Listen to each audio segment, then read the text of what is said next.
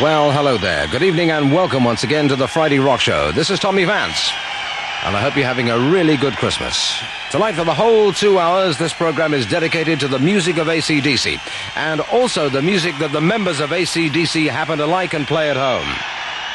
So you are now cordially invited to lock yourselves into 2 hours of AC/DC's Christmas party. If this was a working men's club, yes, and you were in Newcastle, yeah, and you weren't doing all the accents, aye, what would you be doing on a Christmas night? Christmas night. Well, apart from the obvious thing, getting drunk, Tommy, I'd be a lot happier than I was sitting in Boston in America. Not that there's anything wrong with Boston, but I wish I was home. You know what I mean? That's the only difference. But when you find that you actually think that way, that you'd like to be home, Aye. I mean, what is the difference between being on the road and being at home? I don't know, Tommy, it's when you are home, you see, the thing about Newcastle, Tommy, is it's the worst drug in the world. And I'm serious. Because when you get back there, you're dead happy for about 5, 6, 7 days. And you see all your mates, everybody's out of work. It's really annoying. And then after about a week, you want to be away because it's so depressing. You get away one day, first day you're away, you go to New York, you're in New York one day. Of course, where do you want to be? You want to be back in Newcastle. Right. It's like all the rest of the boys like living like Hawaii, Holland, Australia, lovely sunny places. All the supposed glamorous places. Exactly, and I could go and live there if I wanted, and that's what I hate Newcastle for, because I love it so much and it keeps drawing us back. It's a swine, it really is. No, honestly, it's a funny thing it's a funny question to ask, but it's true. I love it. I cannot get myself away from it. Yeah, but by the same token, you've been out of work yourself quite a number of times. For a long time, Tony.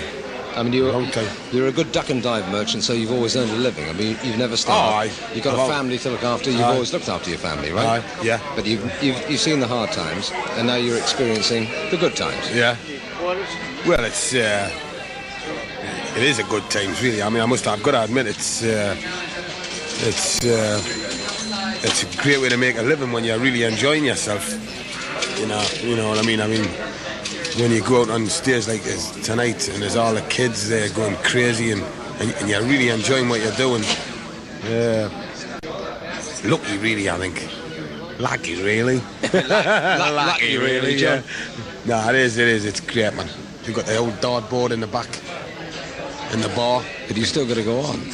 You still got to go on the stage. You still have to do it every night. You're doing X number of gigs all over the blooming world all the time. Oh, yeah.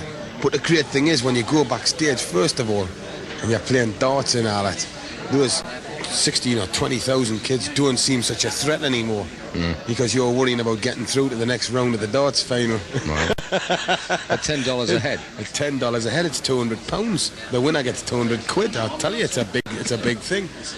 You know, I mean, the gig's important, but by God, your darts. No, it's good because it makes it feel a little bit like home, you know. And the old, the club will have backstage, which is called the Bell End Club. No wonder why. Excuse me. And, it's called a Bell End Club, and and we'll have like a membership. The crew's got to buy a membership ticket and all that. It's all it is just escapism from because. When all the lads are on the road in America, it really does. It starts crippling you. You start, not being able to go to sleep till about 7 in the morning. And your whole work, your whole life's just totally knocked on the head. Everything. And I don't know. It just helps you to think about being at home. Darts, Yeah, but what you're basically doing is creating for yourself a little sort of mini British environment. That's what it is. Backstage, we're anywhere. Just cheating. We're just cheating. We're just pretending that we're back in England. Then all of a sudden we're snapped out of it as soon as the curtains open and that you hear the crowd starting to go crazy, you realise, this is for real. We're back in the real world again. And all your little foibles and you know, your little sayings that you say to each other before you go on. It's all forgotten. Yeah. And you've got to get down to some hard work. On the album that's out now, right, for those about to rock, it's Young, and yourself as writers. Yeah. I mean, you really have immersed yourself in as a writer. I enjoy being called a writer. It sounds good, doesn't it? You know, a writer. Sounds secure. Good. It sounds as though you know what you're talking about. Or singing about. It's good. I really enjoy it because I never had a chance before to do it. I always fancied it, you know, but I never had a chance. And the great thing about Malcolm and Angus just said, well, there's the tunes, put the lyrics, do something about it, you know. And the good thing is that Malcolm and Angus will come in and help you with the lyrics, you know, or they'll look at them because Malcolm and Angus always say you should have never have anything political in your songs. Mm-hmm. Nothing racist, nothing, you know, nothing that might upset anybody. And the whole point about rock and roll is to have fun. Chuck Berry proved it.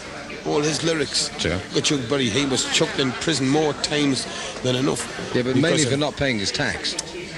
Yeah, I nearly not paying his tax. But a lot of times, you know, he was thrown in because of his colour, and you know, and because he played the devil's music. Right. And as I was telling you before, Tommy, you know, but we know that AC/DC are the biggest threat to Christianity in the world at the moment in America. But according to people in Chicago and Detroit. Yeah, we are the biggest threat in the world to Christianity. And in his time, Chuck Berry was the same. So getting back to the lyrics, as you say, when we write the songs, I mean, we don't make a conscious effort. But I mean, all we do is just sort of say, well, you know, let's just keep it fun, but at the same time, not dirty. Let's keep it dirty, you know. Everybody likes a little bit of filth, you know. But at the same, as long as it's good fun filth and it's nothing, you know, nothing silly. And then you get your serious songs. Like For Us About to Rock was a serious attempt, just to say to everybody, thank you. I've been in the band a year and 8 months now, and I know that before I joined, the band went through a lot of stick.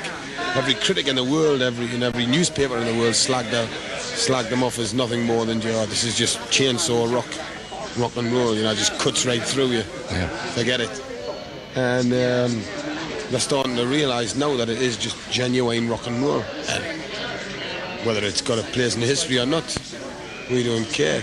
One of the most noticeable things about what you're doing now is that there's no addition at all. I mean, you're at a stage of your career, or the band is at a stage of their career, which of course now includes you, whereby you could include any other form of instrumentation you like. Right. And the latest album includes nothing but what the band does. Well, exactly. I think that's important, Tommy. Do you not? I mean, when people go to see the band, if the band can't sound exactly, I mean, I don't mean exactly like the record, but I mean like as raw as the record. You know, when they listen to the singer singing or the guitarist playing, they say to themselves, that's what I imagine them to sound like on stage. Malcolm is the man who really takes a lot of pride and thought into those kind of things. You know, I think every band's got to have a man like that who stops and thinks of the music, the kids. I mean, his first thing is the kids. His second thing is the sound on an album. The third thing is the stage act, you know? And I think he's got it dead right. You know, the kids first. He always wants to keep that sort of street level viability, you know, that where kids can say, oh, no, that's still one of the boys. Or conversely, maybe he just wants to make it sound like he believes it ought to sound. In other words, something that he enjoys doing. Yeah, aye. And I think it's right, you know. We can go off stage and the kids can be run crazy. And, and you can come off stage and you can go, it just wasn't right tonight. And I think that's great. It's real healthy in a band where you don't just say, oh, well, we know we didn't sound that good tonight to us on stage, to ourselves. But, you know, the kids enjoyed it, so what, you know? And I think it's real healthy when every night the boys come off stage, every one of them, you know, and they're sitting talking about, well, this wasn't right tonight. we've got to get it right next night, and that wasn't right. And it's all the time trying to improve and improve. It's got to be healthy, Tommy, you know. Sure. Got to be. But it doesn't happen that way every time. I mean, no way does every stage performance, because so many people are involved, no way does every stage performance reach up to your expectations. Yeah, well, I mean, like the guys tonight and the crew, they had to drive all the way down from Montreal through all the snow. I mean, you've seen the conditions outside, and they've had to put that equipment up tonight in Boston Gardens, get it up, and they've had about 2 hours before we came on. Now, tomorrow night, it'll probably be a vast improvement from tonight on stage for us. But outside, they always get the outside sounding good first. See, their gig is to get their kids to enjoy it. Obviously, their job is to get a good sound on stage, but if they're rushed, they've got to make sure the first priority is for the kids to have a good sound. As Malcolm said to you the other night, you know, like about Donington, you know, about the sound of Donington. We had a great sound on stage. We had a ball. I enjoyed every minute of it. There's nothing more disappointing than afterwards. And a couple of kids who were standing right at the back who was talking to you and say, we didn't hear anything. No, you're really, you know, you're doing like it, you know, it's terrible. Who was the first singer that you ever heard that impressed you? Oh, gotta be Eric Burden, Tommy. Now, that's not, you're not saying that because you come from Newcastle? No, I'm not. I must sound a bit prejudiced, actually, that much. But it's not, actually. The first bloke had to be Eric Burden that I thought was singing with it. With, you know, like with bags of feel in his voice. And it sounded as though he meant what he was saying. Cocker was a man after that. Let's stay with Eric Burden for a minute. And would you care to sort of nominate something that you think is maybe, as far as you're concerned, the best thing he ever did? Oh, right. I've got about 3. There's about 3 songs I really like that he did. But I think we got to get out of this place. It's, you know... Do you think maybe that you like that because it could have been that he was actually wishing to get out of what he came from? Yeah, and Tommy, you say I was in a band called Geordie before I joined the boys, yeah. And we played the social clubs. And there's some good ones, and Tommy, there's some real bad ones, I'm telling you. Some stinkers. And we used to do it on stage, and when I sang it with feeling. I mean, a lot of feeling when I said, we got to get out. Because you wanted it out. And it was just a great song, you know. Yeah. It was bags of feel, and it was so earthy and so it sounds so amateurish now when you hear it. You know, like the production and everything. Well, sure, the backing and the production, but the vocal doesn't sound amateurish at all. Oh no, that's what I mean. You know, he was a gaffer, man. You know, yeah. He was the gaffer. Just getting away from, say, somebody like Eric Burden, who else did you find to be extremely impressive? Cocker, Robert Plant. Robert Plant's excellent. And I've got to stop and think, because I'm sure I'm going to miss some singers who I really, really appreciate, you know. Okay, but that's the only time. Let's focus on Robert Plant. Now, of all the things that Led Zeppelin have done, which do you think is the most sort of soulful thing? Because you essentially, I've always thought of you as a soul singer. Even though you sing rock and roll, you're very soulful in the way you deliver your words. I don't know, it's difficult. No, you see, the first one that really hit me hard was Dazed and Confused. You know, and I thought he was real soulful there. He would, I'm sorry, Robert, you're out there, sorry, kiddo. He'd probably disagree with me totally. But it was a real, you know, he was singing, you know, bags of feel. He's probably listening to this and saying I was mortal in the studio when I sang it. I don't know. But no, I really... that one, The Immigrant Song was another one, which you cannot sing that song. But you sang... defy Robert Plant to stand here now and sing that song just out loud. Yeah. You would have to have what I call, like, you know, total feel. I mean, to go in a studio and just say, right, okay, Robert, I want you to sing in that register. You know, The Immigrant Song. Gotta have feel. You gotta have feel and stacks of it. So, you know, for me, and he was one of the first lads to hit that kind of barrier, you know, where singers, you know, were going, Jesus, who's that? Who's singing up there, you know? There was plenty.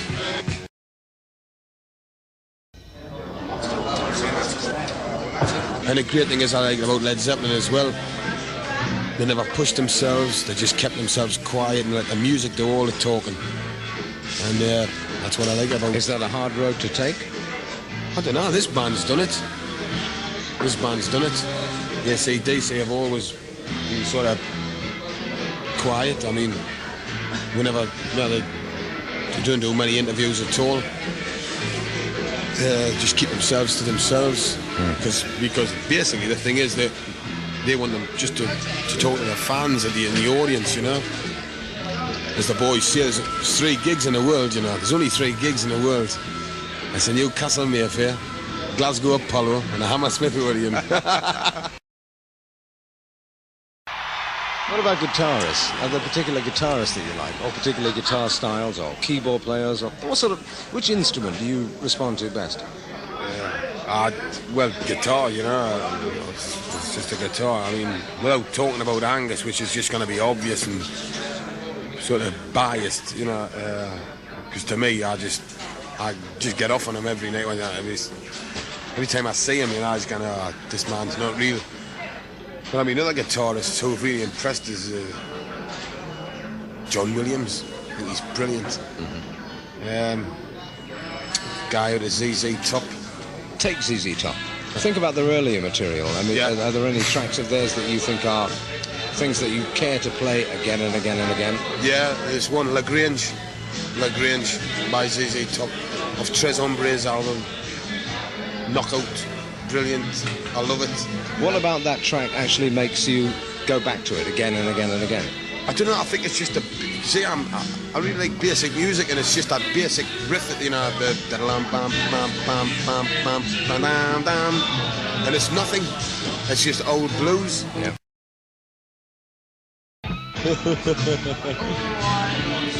Brian, when you listen to all the back catalogue of AC/DC that you weren't involved in, i.e. the albums other than the 2 that you were on, right, of all those tracks, which one do you think is the best? Let's think though. No, Let There Be Rock was always one of my favourites, but I also like Highway to Hell. I like Dirty Deeds. Uncheap. Yeah, and I like She's Got Big Balls, because I think that's where I think Bon Scott was a bit of a genius, and I really mean a genius. And it annoys me that nobody recognised him before, because he used to sing great words, write great words, but he had a little twist in everything he said. But nobody ever recognised the man at the time. Oh, great. When the man died, everybody was starting to say, oh yeah, he was a genius. That's too late, you know. Too late. It's not fair as well. I think he was clever. So clever. And I think he had such a distinct voice as well. It was brilliant.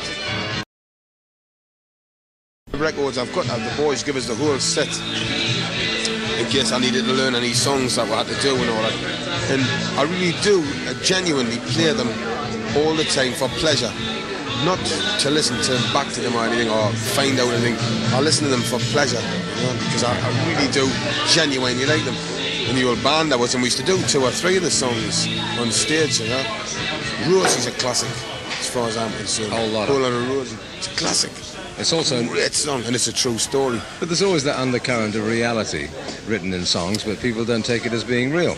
They always think it's a sort of fantasy land, but most really good songs are absolutely accurate to the day.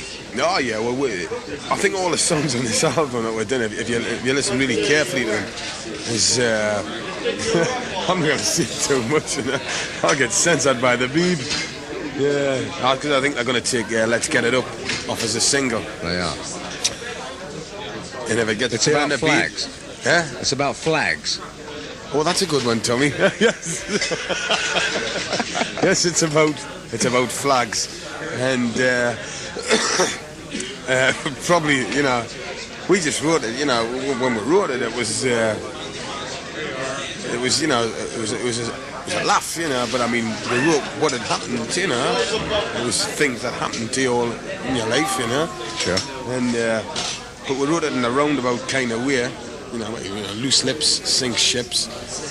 Going back, you know, reverting to the Second World War, you know, the old posters on the wall. And then again, you get the reference to lips and things like that. I'm not going to say any more, Tommy. I'm going to get myself into trouble. Better play the song. Aye. And let people make their own minds up. Aye, yeah. It's filth. It's pure filth, I tell you. It's your turn. Now we're going to... Oh, my God. Oh, my God. Choose about 3 or 4 records. I'd like to know what your sort of musical taste is. Because they do tell me you do have taste, Cliff. Who told you that? A liar. Your brother. Oh, God, I haven't got one. Well, I better get one. 3 favourite songs. As I said before, definitely White Shade of Pale. It's got to be one. Why would it be White Shade of Pale? Was it one of the first records you heard that you really thought was I'll tell amazing? you what it was. It's when I used to work in a factory, an engineer in Liverpool. And it was the song we always used to put on the jukebox in the lunch break when we go to the pub. So, and I heard it every day for months and months and months. And where was the factory?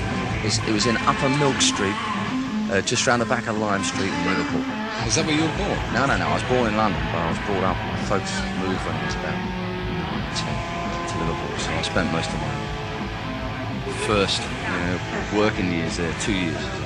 So basically you're a sort of London via Scousland, Hawaii resident. Yeah. That's about it, yeah. So White Shade of Pale. Give over here, Mal. All right then, Tony. Right, we're choosing records. Yes. Records by other people that you think are worthwhile playing on the radio at this time of year. In fact, any time of year. Well, it's Christmas, isn't it? So we definitely got to give old John Lennon a run. Isn't it Christmas, right? Mm-hmm. And Won't Get Fooled Again by The Who. Right. Why John Lennon? Is it down to the fact that you think he's a great songwriter or what? Yeah, well, the guy was great, but the thing is, it's Christmas, and his song isn't all about Christmas. It's a great Christmas song, without being everybody's Christmas song. Everybody had a "We Wish You Were Merry." So we got, I think that's a great song. And then The Who, Won't Get Fooled Again. Okay, well, first John Lennon. Here he is. Right, that was John Lennon, and that was Mal's choice. Now we get on to The Who now. Won't Get Fooled Again. It's not a Christmas song in the Christmas spirit, but it's a great song as a rock and roll song, Yeah. So I think that should be number 2, definitely. And then number 3, Jumpin' Jack Flash by the Stones. Okay, well, first we'll have The Who, and here they are. Right, that was The Who. And now we're going to get on to Jumping Jack Flash by the Stones. That's right, yeah. Right, but all the things that you've chosen, they're all pretty, if you like, in terms of years, quite old. It's because I'm old.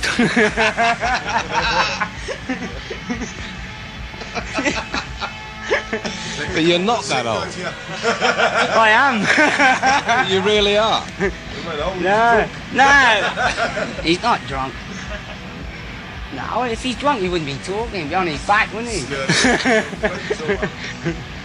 No, I think they're great songs because they're really they're rock and roll, That's the best, the most important thing. I don't hear much rock and roll these days. Yeah. They're driving songs. Nah, all the way. In other words, they just drive through. Yeah, they just hang there. They'll be there for years. I mean, they'll be there for another 50 years. They're like classics of all time, and that's why I love them, And they're the first 3 that come to a head because it's Christmas. I probably wouldn't have said the Lennon song, but because it is Christmas, I definitely think it's a good choice, Okay, and this is Jumping Jack Flash. This is Lennon. No, we've had Lennon. No, we haven't. Oh, yes, we have. In your interview, we have, but we have. Right, Angus, it's your turn, unfortunately. Dragged you down from the top of the Christmas tree, which is normally actually you're at the top of the stage, and I'm at the top of the Christmas tree. And now I'd like you to think about some of the records that you've heard over the years by other people that you like. I can't think too quickly on it. Aretha Franklin, Respect. I like that song. What about that do you like? Do you like the soulful feel of the voice, or the backing, or just the overall sound? I like the whole thing, just the feel of it, the rhythm and that. And her voice is great on it, I think. I think that's when she could really belt it out. I like a lot of the old stuff. Do you like a lot of the old stuff in the same vein? I mean, that sort of Stax, Atlantic sound, which is what you're talking about, I think, there. Yeah, some of them. A few others. I like at the time. Things like even with the Four Tops, Burn a Bit. All right, we'll start off with this good lady and her song Aretha Franklin and Respect. Right, that was Aretha Franklin and Respect.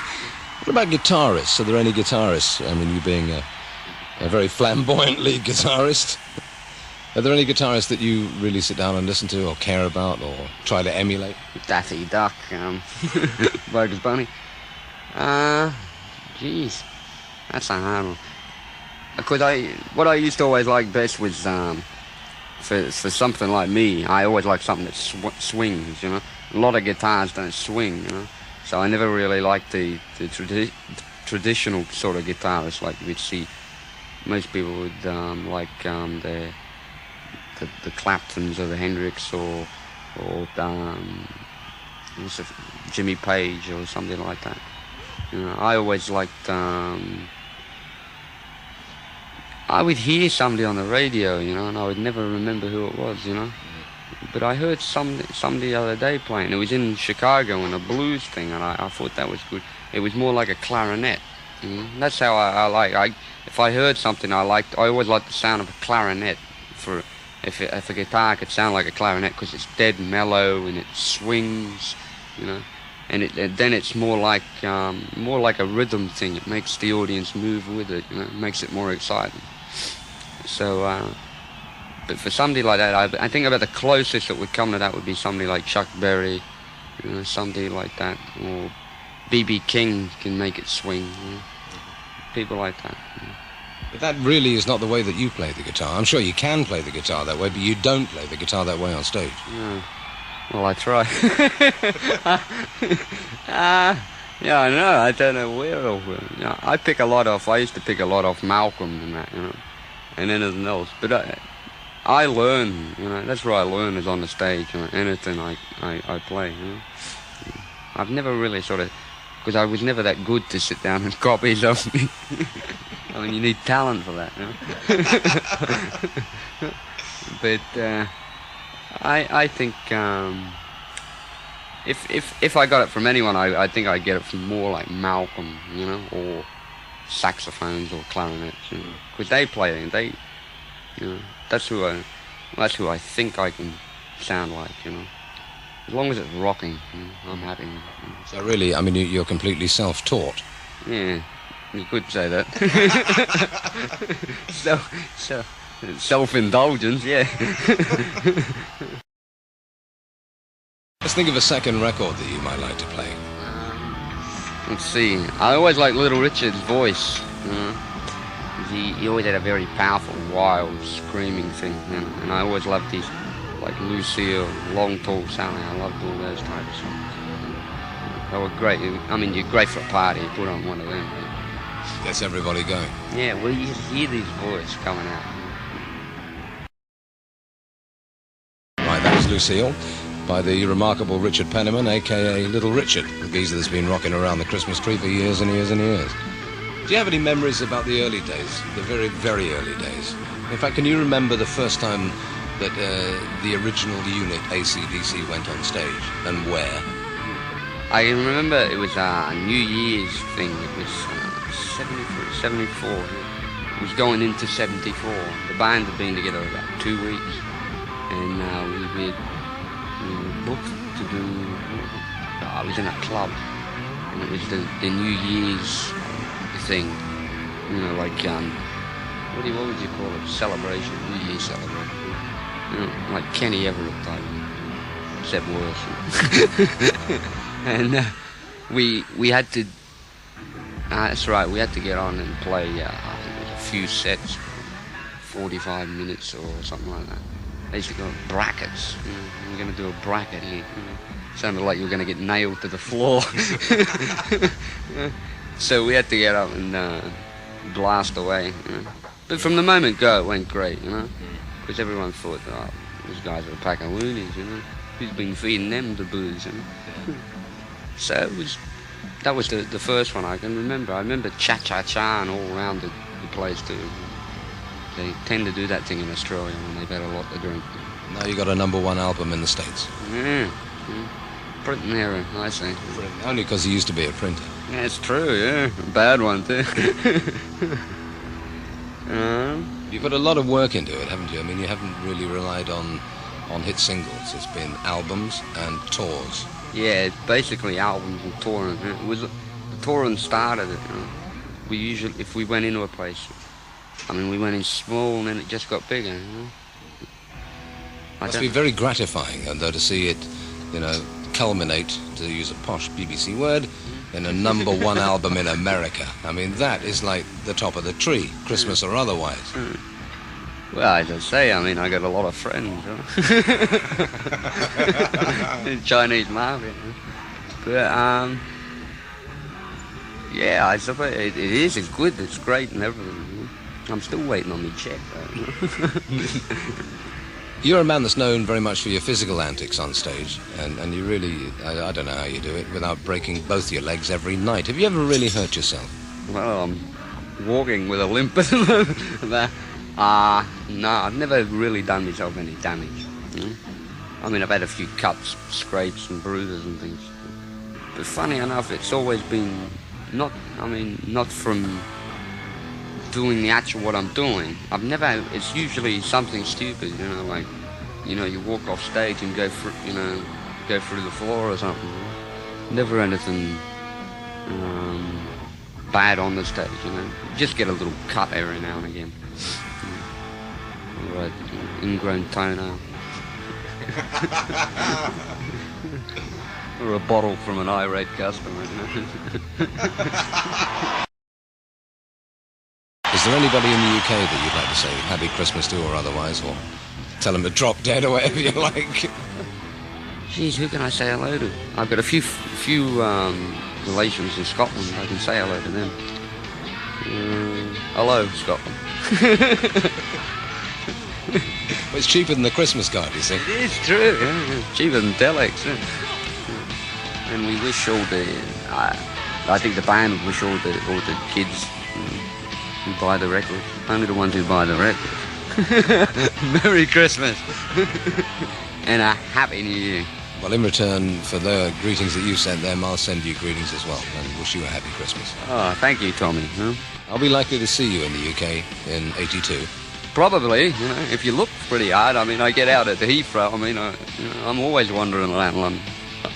I'm lucky then. As a band, as a unit, are there any set plans? What do you think the chances are? I mean, last year you just did, one at Donington? Yeah, I think we'll probably do something, more than likely, though, something, we're hoping to do something special, something good.